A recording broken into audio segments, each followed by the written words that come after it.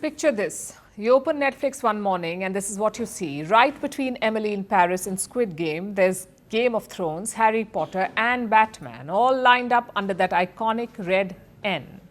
And no, your account has not been hacked. This is not a glitch. This is a $72 billion plot twist. Netflix is buying Warner Brothers. It is one of Hollywood's oldest and most powerful studios. Netflix is acquiring it. And if this deal survives, Netflix won't be just another streaming platform. It will be the world's most powerful entertainment company. Sounds like a classic Hollywood ending, doesn't it? But what's a blockbuster without twists? And this one has everything. It has competition, political pressure, billionaire egos, and a surprise cameo by Donald Trump. So let's break it down for you. First of all, what exactly is this deal? Think of Warner Brothers Discovery as a giant tree. A tree with two main branches. Branch 1 includes Warner Brothers plus HBO Max, basically all the movies and shows. Branch 2 is Discovery Global, which includes channels like CNN and TLC. Now, Netflix has acquired or is trying to acquire Branch 1, the Warner half. On paper, this is a $72 billion deal. If you add debt and other things, it amounts to $82.7 billion. So you could call it an almost $83 billion acquisition. Question 2. How did Netflix manage this? Well, here's where the story gets spicy, because Netflix was not supposed to win this bid. For weeks, insiders whispered that Paramount Skydance was the frontrunner. And there were two main reasons why. One, Paramount wanted everything, not just Warner Brothers, but also the cable networks. And reason 2 was Skydance CEO David Ellison. He is the son of Larry Ellison, who's a major Trump ally. So Hollywood just assumed that he was the chosen one. After all, Trump would like to see his friend's son get the deal. So Paramount walked into the auction jubilant. But then came Netflix. It dropped 2 surprise bids in a week. They were too big to ignore, and Netflix walked out with the prize. But the deal is not done yet. Paramount is countering Netflix with a cash bid. The offer values Warner Brothers at $108.4 billion. So Paramount is upping the stakes. Question 3. What does it mean for you? Will HBO Max and Netflix merge? Well, not officially. But Netflix has already floated ideas of bundling, which means one giant super platform with almost everything that you watch. Could prices go up? Of course they would. Every time an industry shrinks from 8 players to 2 or 3, prices tend to go up. And what about the movies themselves? Will Warner Brothers movies still hit theaters first? Netflix says yes. But do remember, Netflix has always believed that movie theaters are nice only for awards. So whatever happens, the theatrical window will shrink. Because Netflix wants speed, not tradition. No wonder theater owners are panicking, and so is Hollywood. Movie theaters say this deal threatens their entire existence. Writers' unions say Netflix owning HBO is the definition of anti-competitive.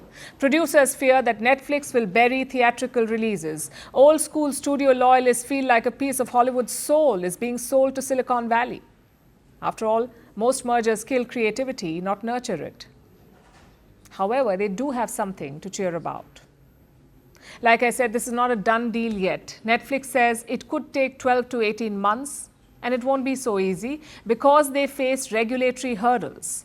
If the deal goes through, Netflix will control 30% of the streaming market, 30% of market control. Chances are regulators won't be happy with that.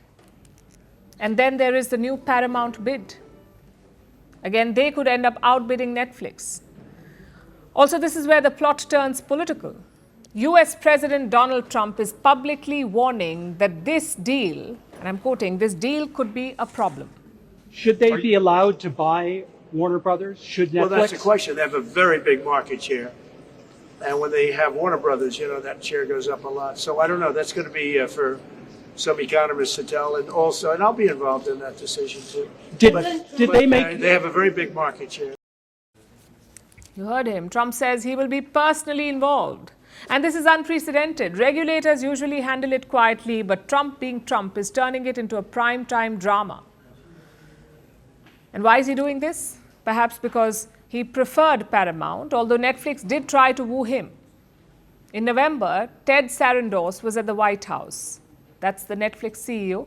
Reports say he discussed the deal with the US president and he came out of the Oval Office with one understanding, that the White House would not oppose the deal. But they can't be sure of it anymore. Listen to this. Did he make any guarantees to you about the merger if they do merge? No, not at all. He came up. He was in the Oval Office last week. I have a lot of respect for him. He's a great person, but he's done one of the greatest jobs in the history of movies and other things. And he's got a lot of interesting things happening aside from what you're talking about. But it is a big market share. There's no question about it. It could be a problem. Yes. This deal is the most dramatic chapter in Hollywood's transformation. It could make Netflix the king of content, or it could be blocked and become the greatest what if of modern media. Either way, one thing is certain, Hollywood may never look the same again. They promised glory. They delivered fear. They shaped nations. They scarred generations. From brutal purges to propaganda machines, from stolen power to violent falls from the throne. Welcome to The Dictator, a series that strips away the myth and then exposes the men behind the tyranny. History remembers their power. Firstpost reveals their truth.